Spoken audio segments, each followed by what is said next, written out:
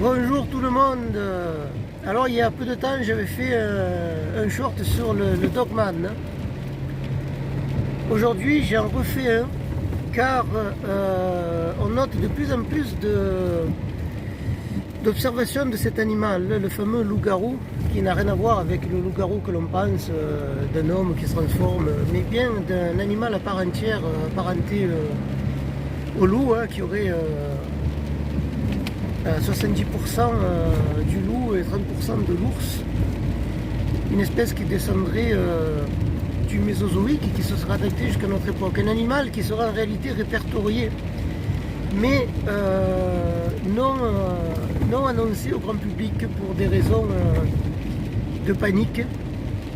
Un animal qui pourrait mesurer sous sa forme bipède, qui serait capable de tenir bien commodément sous forme bipède jusqu'à 2 mètres et plus de 2 mètres, dont les témoignages les plus, disons, les plus avisés, les plus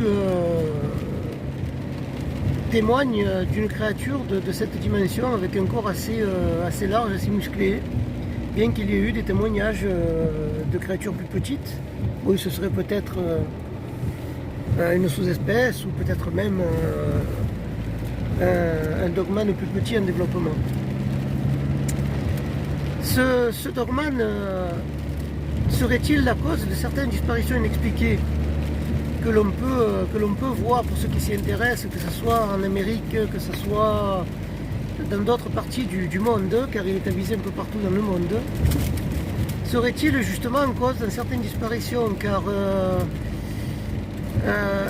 il n'aurait pas de comportement agressif, sauf dans de très rares cas, et peut-être que des disparitions dont on n'arrive pas à expliquer, dans le sens où on ne retrouve pas du tout la personne, ou même ses objets, ou alors même peut-être quelques traces comme quelques objets, ou alors des cheveux, mais pas plus, même pas de squelette ni rien.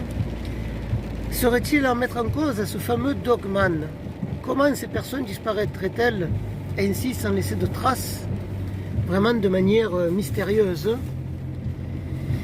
Alors, dogman, ou peut-être point malencontreux de passage dimensionnel.